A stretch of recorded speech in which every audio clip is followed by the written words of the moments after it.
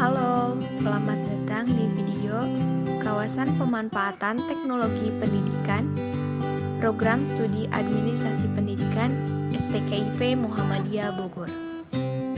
Sebelum kita ke kawasan pemanfaatan teknologi pendidikan, mari kita sedikit bahas tentang kawasan desain teknologi pendidikan dan juga kawasan pengembangan teknologi pendidikan. Kawasan desain teknologi pendidikan adalah cara menciptakan strategi dan produk belajar untuk menentukan kondisi belajar, mengidentifikasi kebutuhan untuk mencapai tujuan pembelajaran. Kawasan pengembangan adalah cara untuk memproduksi atau menyajikan pembelajaran yang sudah direncanakan di kawasan desain yang sudah ditentukan atau diciptakan strateginya. Kawasan pengembangan yang terdiri dari media cetak, teknologi audiovisual, media komputer, dan teknologi multimedia.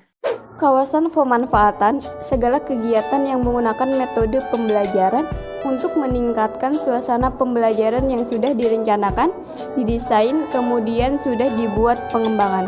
Mereka yang terlibat di dalam proses pemanfaatan mempunyai tanggung jawab untuk mencocokkan peserta didik dengan bahan belajar dan aktivitas yang spesifik, menyiapkan peserta didik agar dapat berinteraksi dengan bahan belajar dan aktivitas yang dipilih, memberikan bimbingan selama kegiatan belajar, memberikan penilaian atas hasil yang dicapai peserta didik, serta memasukkannya ke dalam prosedur organisasi yang berkelanjutan. Adapun kawasan pemanfaatan menurut Seals dan Risi dapat digambarkan sebagai berikut. Yang pertama, ada pemanfaatan media. Yang kedua, difusi inovasi. Yang ketiga, implementasi dan institusionalisasi. Dan yang keempat, kebijakan dan regulasi. Yang pertama, ada pemanfaatan media pada teknologi pendidikan. Pemanfaatan media yaitu penggunaan secara sistematis dan sumber belajar. Proses pemanfaatan media merupakan proses pengambilan. Prinsip-prinsip pemanfaatan media juga dikaitkan dengan karakteristik peserta didik. Seseorang yang belajar mungkin memerlukan bantuan keterampilan visual atau verbal agar dapat menarik keuntungan dan praktik sumber belajar.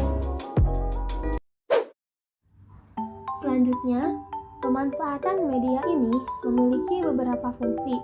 Di antaranya, 1. Pemanfaatan media video dalam kegiatan pembelajaran. Dalam kegiatan pemanfaatan media pembelajaran ini, peserta didik akan memperoleh berbagai informasi dalam lingkup yang lebih luas dan mendalam sehingga dapat meningkatkan wawasannya. Yang kedua, pemanfaatan kaset audio dalam kegiatan pembelajaran program kaset audio interaktif didesain sedemikian rupa sehingga peserta didik dimungkinkan dapat terlibat secara aktif dan dapat berinteraksi dengan guru radio. Bagaimana pemanfaatan, implementasi, dan pelembagaan pada teknologi pendidikan?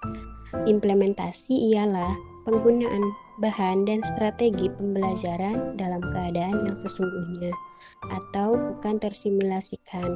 Sedangkan pelembagaan ialah penggunaan yang rutin dan pelestarian dari inovasi pembelajaran dalam suatu struktur atau budaya organisasi. Keduanya tergantung pada perubahan individu maupun organisasi. Begitu produk inovasi telah mulai diadopsi, proses implementasi dan pelembagaan dimulai. Bidang implementasi dan pelembagaan yang didasarkan pada penelitian belum berkembang sebaik bidang-bidang yang lain.